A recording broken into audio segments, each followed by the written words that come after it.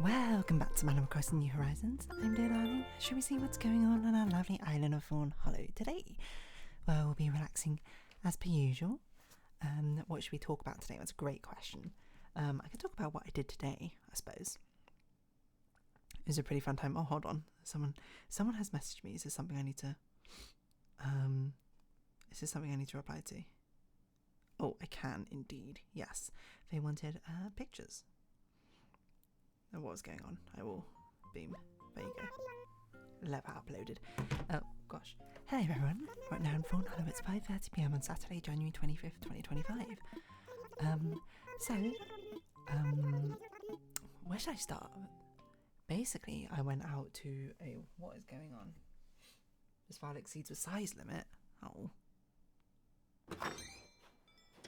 Which one exceeds the size limit? What a pain. Okay, well, I have to do that afterwards. Sorry, friend. But I went to a restaurant with a few friends for. It's not really lunch, more like a very, very, very late lunch, if anything. Where it's the novelty, I suppose, of it is the fact that I don't know if it's not all the staff, but if it's the kitchen staff as well as the wait staff. But basically, the wait staff are blind, and you eat in that restaurant literally completely in the dark, so you can't see anything. It's a restaurant called Noir, which means in the. Oh, do we have medicine? We do have medicine. In the dark, sorry, not in the night, which would be dans la nuit, in French. And that's basically it. Like the whole premise of it is that you eat completely in the dark, so you can't see anything. And by the way, I literally mean you can't see anything. The only thing you can see is there is a faint light sometimes from what I assume is the kitchen. But yes, you are attended to by blind wait staff, and yeah, I don't know if the chefs themselves are blind or anything like that, but I mean it's definitely possible. There was that blind MasterChef contestant, and she won the entire thing, didn't she? So. She's a very, very good blind cook. But no, the thing I was going to say is that's the place we went to, and honestly, it was a really cool experience. How was the food? I think the food was actually pretty good. Like it was on a positive reception with the party as a whole, and it was a very unique experience, certainly to say. Like, for one, I mean, it's cool in concept as well. Not only is it something which, of course, is sort of like supporting accessibility, and it's one which actually makes it a facet, which makes it something which people can. I'm not sure if relate to is the right word, but people can understand the viewpoint, right? I feel like even for the most sympathetic of us, right, being able to understand a disability or a setback or something which someone is dealing with is a very different situation to actually having it in the first place. Like, I could conceptually understand something all day long, but to actually have the practical effects, the theory being put into practice affecting you is a whole different story. And mind you as well, obviously this is just like a little snapshot. It was like a 2-hour experience essentially, rather than like a life around it. So how representative could it be? It can only be a little fragment. I guess it is a little bit easy to look at it and be like, wow, this just feels like not just a novelty, but like maybe you think of a novelty is a bit too I'm not sure the way to put it, but you can have negative, I suppose, opinions about the reason for those restaurants existing, but at least to me, I think it seems like a very positive thing. Because not only is it one, like, obviously, they have a reason to hire blind wait staff, which is, I'm sure it must be difficult, I suppose, finding necessarily the jobs in the industry that you exactly want if you're blind. It gives opportunities for one, and two, it gives a sense of understanding, it sort of like bridges the gap as through connections we share by having these shared experiences, which is great, I think. And it also helps that the restaurant was pretty good. Like, the waitress we had was super nice, and food was actually pretty good. We just had a very pleasant experience overall. Would I go back? Yeah, absolutely. Would I go back all the time to eat? Probably not, mainly because it takes 2 hours to eat there. Not bad, like it's a bad thing or something, but it's more like a whole experience rather than like if I wanted to just have a quick lunch, I wouldn't go there necessarily. Also, you need to book and in advance, and it is a little bit on the pricier side, but I think it's well worth like trying, to be honest. But yeah, I mean, I could talk about the experience. Like we went there, and you know we were not in the dark immediately. Like you are first like sat down in like a sort of waiting area by people, by able sighted, I suppose, people who sort of like you can order drinks and you wait at the bar until a table opens up, because the actual seating area where you eat in the dark is I think quite small. I think there's only about like we were trying to guesstimate and figure it out, because obviously we're not very used to navigating the dark. We were just like doing proprioception about the direction we walked in, trying to figure out, oh, where did we end up going, like how many seats or tables were there, how many other parties were there. We think there might have been around 4-ish at that time, but again, no quotes on that, who knows. But yeah, it was very interesting. Like we were waiting until we were just like, okay, it's your time to go into a place, to get seated, and then we got introduced to our waitress, and she was very lovely. She was very nice to speak with, and we just like sort of basically followed with a conga line. We put like our right, we all followed in like a line with like right hand on right shoulder, to lead us to our seating arrangements. And from there, it's just like, here's where you need to sit. That's about it. Like, you know, she described like what was on our table. It was just like water and, you know, cutlery, etc., napkins as well. And then that was basically it. Like, they bring out a dish, you eat. Explore Edge year in review. I think I've not used Edge this year, so that probably would not be very interesting. I also don't know why you gave me a notification for that. But you sat down, you ate. I mean, the first challenge was very much pouring water.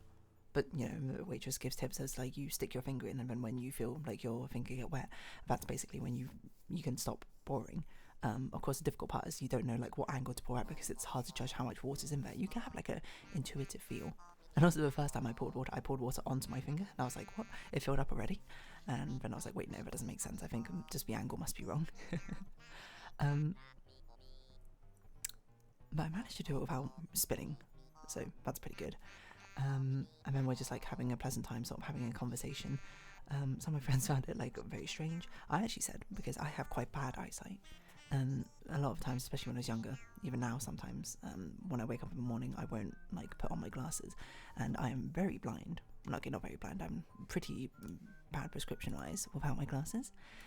So sometimes I just get very used to navigating basically based on like where I know things are and feel. Sometimes it works, sometimes it doesn't, and I never do it for anything particularly serious, for things like brushing teeth or getting dressed, right? So yeah, I mean, it was kind of just like that. You're just literally like completely in the dark. We thought maybe before going in it would just be like super low light, we wouldn't be able to see much, but no, you had to like take off and give in to a locker anything which could emit like a light, like glow in the dark, any like phones or anything which had an LED on it. And yeah, you're just completely in the dark. You can't see anything. You're sat at a very regular table, mind you. There's nothing like crazy. You're given like a fork and a knife, and you know, which she came out and she just like gave us all the starters. I'm not exactly sure how it happened, obviously, because I could not see. I was also like in the very corner of the entire room, so I couldn't, like, there wasn't much around me. I don't know if she brought a tray. I don't know if she brought it out one by one. That sounds crazy because there were like 5 of us. But then yeah, that was basically it. She put it down in front. She's obviously very used to it. I mean, being blind, she's probably quite used to using proprioception, I suppose, to navigate things. Proprioception being the innate body sense that you know where your like parts of the body are at all times. So like when you close your eyes and you hold your arm out behind you, you innately know the sense that your arm is behind you, right? That's kind of a point.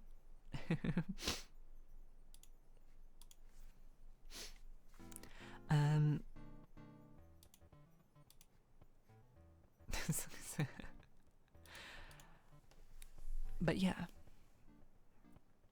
What else was I going to say about it? Yeah, so we serve a starter, and it's an interesting experience. Like going to eat something which you have no idea essentially what it is. You're not even sure what type of food it is in front of you, because that's another thing, is that the menu is complete mystery. It's a set menu, and you have no idea what it is before you eat it. But one thing I did notice about all the foods is that foods all had like a lot of different sort of components to them, I suppose, to make it enhance the sensory experience of the entire thing. So the starter was like a fish thing, which had like pomegranate seeds. I can't remember what else was in it. It had some sort of mush. It always had something which I didn't even know what it was called. I took a video of a thing on my phone, which is what my friends want right now, is they want to see what the video is, see what the menu is. Yeah, it had something called a Romanesco in this, which I have no idea what that even is. Romanesco. Oh, it's a type of broccoli. That makes a lot more sense. I forgot there was broccoli on it. So, yeah. It had broccoli, cauliflower, a saffron hummus, that's it. Pomegranate. And it had like cod with chili sauce. And I was like, to me that was a favourite. Like, I really liked that starter. But it was like, it was basically like an assorted bits and bobs all sort of put together. Because it was surprisingly quite a fun experience, like not knowing what you're about to eat, and you try and scoop something, and you feel resistance, and you're like, okay, I pierced into something, or I'm trying to scoop something up, and you put it in your mouth, and you're like, oh, this was like a completely different bite to the one I had before. Like the first bite I had was fish, and I was like, oh, we had like a little fish steak or something as our starter, and I took another bite, and then it was of pomegranate seeds. I was like, whoa, hold on, there's something else very sweet here. My taste buds are not amazing, so I definitely had a lot of difficulty differentiating between what I was eating. My friends are much better at it than I am. I'm gonna be perfectly honest, I did not know what meat we were eating for the main course. And but my friends were like, their taste buds and smells like fantastic. They got basically the dishes entirely perfect, I'm guessing. And I was just like, I have no clue what I'm eating except for this feels like it's a fish, which sounds crazy, the fact that I wasn't even confident that it was a fish. But the only thing I knew is I ate it and I was like, this is pretty good, I like it. So we had the starter, and surprisingly we did very well to not be entirely messy, except for one of my friends, mind you. But that is definitely like a worry, which is why there was a napkin. You have like a big old sort of napkin to use as a bib, not as a bib, but like on your lap, like a usual napkin, but not one of those thin paper thin ones. I forgot what I was going to say about it. So we had that, and then it got cleared up, and we poured some more water. It was a very interesting experience pouring water like that. Yeah, and then we had the main meal, and again, it's such a unique experience, because it's like you had to find your food for one thing, and then a lot of it is sort of like, okay, I feel like there's resistance against something, but I can't tell what this resistance is. And my friend said, and I totally agree with it, was like, there's a decent chance that I will miss a lot of my food because I couldn't find it, or maybe like accidentally push it off a plate or something, because you have no conception basically of how messy you're being or what you're necessarily eating. And the main meal was very interesting as well, because I just like took a bite and I was like, oh, it's some sort of meat. I took another bite, oh, that's also meat. And I tried to go to a different area of the dish because it's all like spread out over it. And I kept taking bites, and I was like, every single bite of this is meat. I'm like, have I just got like an entire steak or something? But my friends were like, oh, there's parsnips in here, and then there was like carrots and stuff. And I was like, where are all these vegetables of mine? So I had like 80-90% of just meat steak, which was slow cooked lamb and paprika and coffee. I had no idea it had a coffee flavour to it. But eventually I did find like some other vegetables. I was like, okay, here they are. And it was pretty good. I would say it was way too much meat for me personally than I would have particularly liked. But if you did like it, then fair enough. My friends also did a very funny joke on another friend, where they kept slipping him, I can't remember, it was like parsnips or something, or carrots onto his plate, and he just kept going like, why are there so many like carrots and parsnips on my plate? Which obviously you can do because no one can see anything. And then we had like a nice dessert, and it was a very interesting experience where she came out and she was like, oh, you had to take before you start eating, you had to take the back of your spoon and crack the dessert you're eating. And I was like, whoa, that's pretty cool. I wonder what it is. Maybe it's like a creme brulee or something. And then I thought about it a bit more, and I was like, wait, they said that they don't use milk or eggs, probably not creme brulee.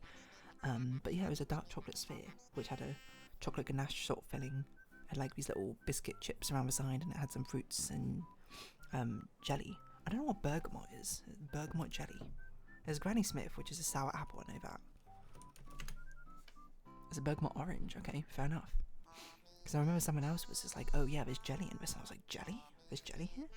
I had no idea. But fresh blackberries as well. It's a very, very cool experience to be able to have something like that. And very unique, I suppose, on the senses. Does it make you appreciate the senses more? I suppose so. I don't know if it really like heightened them. Because as soon as it basically went dark, I said to my friends, it was interesting our reactions, because two of my friends were just like, I feel like I'm opening my eyes like super wide now, just like trying to see anything. And I was like, oh really? Because I've kept my eyes basically closed for the majority of this until until someone's speaking, and I'd sort of like turn to look at them. That's when I actually like tried to glance, but most of the time I had my eyes closed, I suppose, in between. The difficult thing was definitely trying to like find the food and put it onto your fork to actually eat it and ingest it, because there was a lot of times like you find resistance and you're like, okay, I use a knife to try and sort of scoop it up onto a fork, and when I put it into my mouth and it's like, oh, I just got like mash or something. There was nothing on this fork of food substance. But yeah, I mean, it was a very cool experience, very novel, and very cool that it even exists. I'm sure there must be equivalents in other countries as well or something, but you know, I'm glad I got to experience it, because it was something I did hear about ages ago actually, and I was like, that sounds like a very cool thing. And yeah, I mean, the food was good. Even like my friends who might have been like really picky didn't end up being bothered by it. They still ate it, so yeah. What can I say? On that note, I think I'll round this episode off here. So if you have been watching, thank you very much. It's been Animal Crossing New Horizons. Likes, comments, subscription, shares, greatly appreciated. Socials, Discord down below. Hope we see each other again, but for now it's our farewell. So until next time, bye bye for now.